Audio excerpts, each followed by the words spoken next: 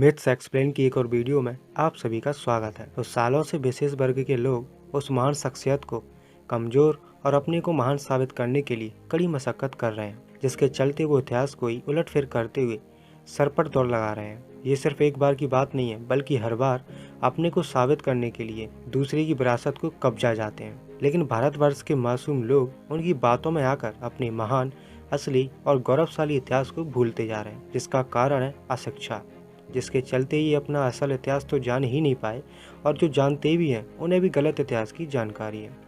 क्योंकि शिक्षा का अधिकार एक विशेष वर्ग के पास ही था, तो जो उनके कपटी मन में आया भरते गए और दुनिया से असल इतिहास को खत्म करते गए। भारतवर्ष के पहले राजा कहे जाने वाले महान सम्राट, जिन्होंने अखंड भारत की नींव रखी और समूचे भारत को एक सूत्र में बांधा, आज उनके इतिहास को दबाया गया और आगे भी कोशिश जारी है। कहा जाता है कि चंद्रगुप्त मौर्य के राजा बनने के पीछे चाणक्य नाम के एक आदमी का हाथ था, और इसके एवज में एक घटना का भी जिक्र करते हैं, जिसमें नंद वंश के राजा द्वारा उसे बेइज्जत करके दरबार से बाहर निकाल दिया जाता है और चाणक्य उसे भरे दरबार में चैलेंज भी करता है कि तेरा सर्वनाश कर दूंगा। फिर चाणक्य एक बच्चे के माध्यम से घनानंद को हरा देता है और संपूर्ण भारत भूमि का सम्राट बना देता है। अब यहाँ पर ध्यान देने वाली बात यह है कि चाणक्य असल में था कौन।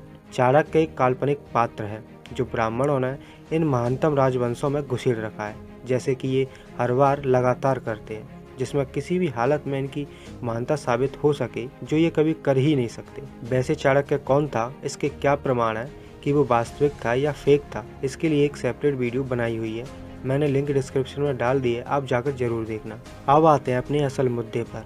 तो घनानंद एक महान प्रतापी राजा थे, जिनके आने की खबर सुनकर महान कहे जाने वाले सिकंदर और उसकी सेना पीछे हट गई थी, जो सीमा लांघ कर अंदर आने की हिम्मत नहीं कर पाया था, और चंद्रगुप्त मौर्य उन्हीं के परिवार से थे। तो अगर हम मान भी लें कि चाणक्य ने भरे दरबार में राजा घनानंद को चैलेंज किया, तो ये तो बहुत हंसने वाली बात है, क्योंकि कोई भी राजा के दरबार में आकर उन्हें धमकी नहीं दे सकता कि वो उसके पूरे वंश का सर्वनाश कर देगा। और कमाल की बात तो ये है कि दरबार का कोई भी सैनिक उसे छू तक नहीं सका। क्या इतना शक्तिशाली था चाणक्य? राजा चाहते तो उसे वहीं जमीन पर गड़वा देते या टुकड़े टुकड़े करके बाहर फेंकवा देते, पर बिल्कुल ऐसा नहीं था, क्योंकि चाणक्य एक काल्पनिक पात्र है, फेक है, जिसे ब्राह्मणों ने सिर्फ अपनी फटती हुई इज्जत बचाने के लिए उसे मौर्य काल में फिट किया है। जैसा ही हमेशा कहानी गढ़ने में माहिर रहे हैं, क्योंकि शिक्षा का अधिकार इन्हीं के पास था, तो जो उनके कपटी मन में आया लिखते गए और उनके असल इतिहास को धीरे धीरे खत्म करते गए। चाणक्य का उल्लेख न तो किसी विदेशी यात्री के विवरण में आता है